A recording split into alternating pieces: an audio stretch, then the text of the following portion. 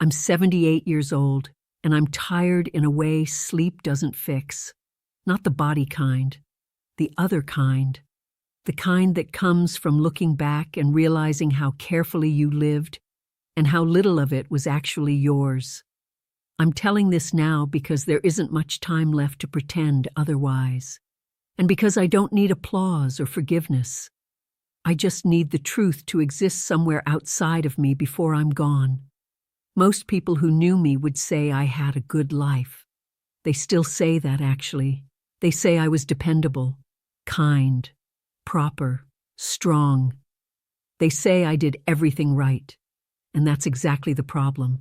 I was the perfect woman for 60 years, and it cost me almost everything that mattered. These days, my mornings are quiet. I sit at the small table by the window with my tea, watching the street wake up without me. People hurry past. Someone walks a dog. A bus sighs and pulls away. No one notices me, and I don't blame them. I think about how much of my life was spent being noticed for the right reasons, and how little of it was spent being known. I'm not angry anymore. That takes too much energy at this age. What I feel is heavier than anger, slower. It's the weight of understanding something when there's no chance to use it. When I was young, being a good woman was simple, at least on paper. You didn't take up too much space. You didn't ask for more than you were given.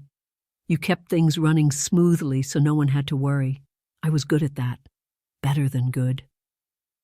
In my 20s, I married a man who felt safe. He was steady, respected, polite. He worked hard and expected the same from me. We looked right together. That mattered then. I didn't marry for passion. I told myself passion fades. I married for stability, for approval, for the quiet nods from my parents and neighbors that said, yes, this makes sense. At the time, it didn't feel like a sacrifice. It felt like maturity. I learned early how to anticipate needs, how to notice when someone was uncomfortable before they said a word, how to smooth things over before they became problems. I kept the house clean, but not obsessively. I cooked meals people liked. I remembered birthdays, appointments, allergies. I showed up on time. I stayed late. I said yes. At work, I was reliable, never flashy, never difficult. The kind of woman managers trusted but never worried about losing.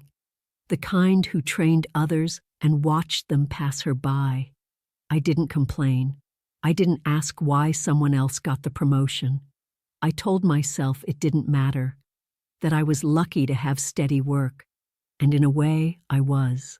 The thing about being perfect is that no one ever asks if you're okay. They assume you are. You make it easy for them to assume that. There were small moments even then, little flickers of something else. Standing in a bookstore, holding a novel I wanted but didn't buy because it felt indulgent. Being invited somewhere and declining because someone else might need me. Thinking of learning something new and deciding it was too late, or too impractical, or too selfish. None of these felt tragic. That's how it happens. You don't notice the cost because it's charged in such small amounts. When I had children, I became even better at disappearing. Their needs were real, immediate, loud. Mine were quiet and patient, so they waited. I told myself this was love, and it was, partly, but it was also habit and fear and pride. I was proud of how much I could carry without dropping anything. Meals, schedules, emotions, expectations. I was proud of being the one people leaned on. What I didn't notice was how rarely anyone leaned toward me. My husband and I grew into a kind of efficiency together. We talked about logistics, money, repairs, plans. We didn't fight much. People admired that. But we also didn't really talk about ourselves. Not the deeper parts, not the parts that might have complicated things. When I felt lonely, I told myself that was childish. When I felt unseen, I adjusted my expectations. When I felt restless, I cleaned something. Years passed like this, not fast, just steadily. Friends drifted away. Some moved, some got sick, some just stopped calling, and I didn't chase them because I didn't want to seem needy. I was very careful not to need too much. That's something no one warns you about. If you make yourself small enough, people will believe that's all you are. In my 40s, there was a moment. I don't even know why I remember it so clearly. I was sitting in the car after dropping the kids at school, hands on the steering wheel, engine off. The radio was playing something I used to love, and for a brief second, I felt this sharp, almost panicked thought. Is this it? It passed quickly. I started the car. I went to work. I didn't mention it to anyone. I had learned by then how to swallow questions whole. In my 50s, my parents died within a few years of each other. Watching their lives end so quietly should have shaken me more than it did. But I was busy handling things, arrangements, paperwork, other people's grief. Someone once told me I was so strong. I smiled and thanked them. Strength can become a cage if you're not careful. My children grew up and left. They built lives that didn't revolve around me as they should. I was proud of them, still am. But the house felt strange with so much space. Rooms that had been full of noise now held only furniture and dust. I told myself this was normal, that everyone goes through this. What I didn't admit was how little of myself I had waiting underneath all those roles. My husband retired. We spent more time together, but not necessarily closer. By then, we had perfected coexistence. He died suddenly one winter morning. Not dramatically, just didn't wake up. I remember standing in the bedroom afterward, looking at his side of the bed, already cold. I expected to feel devastation. What I felt instead was confusion. Grief came later. But first, there was this hollow realization that I had built my entire adult life around being someone's partner, and now there was no one left to be that for. People brought food. They told stories about what a good man he was. They told me how lucky I was to have had such a stable marriage. I nodded. I thanked them. At night, alone, I lay awake and tried to remember the last time I had been truly honest with him.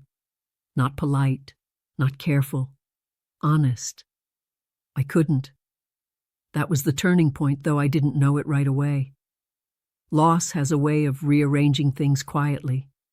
After he died, there was no one left to perform for. No one left to maintain an image for. And suddenly, all the things I had postponed showed up at once, asking where I had been. I tried in my 70s to explore some of what I had set aside. Small things, writing, painting, saying no more often. But time is different then. Energy is different. The body resists what the mind finally understands. There are doors that don't open the same way when you knock late. I don't say this to be dramatic. It's just true. Some friendships can't be rebuilt. Some dreams don't survive decades of neglect. Some versions of yourself don't wait forever. What hurts most isn't that I failed. It's that I succeeded at the wrong things. I was praised for my reliability, not my honesty. For my sacrifice, not my joy. For my silence, not my voice. And I accepted those terms without question. Now, people remember me vaguely, as someone's wife, someone's mother, the nice woman who always helped.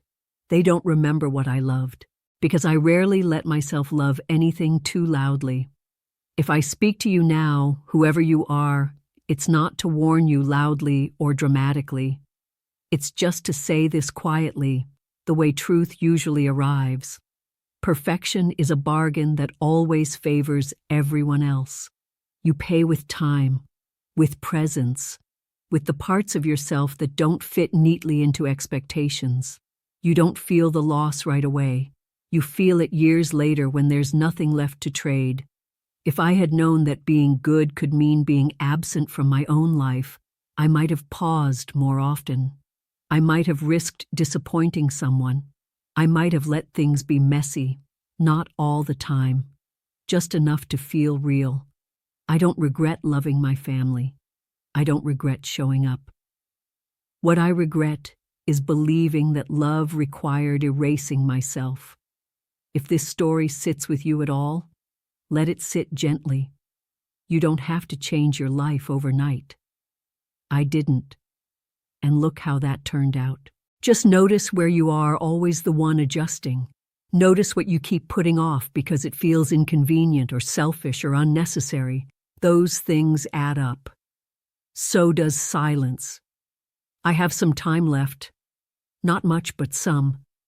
I spend it differently now. More slowly. More honestly. I say what I mean, even when my voice shakes. I leave rooms when I'm tired.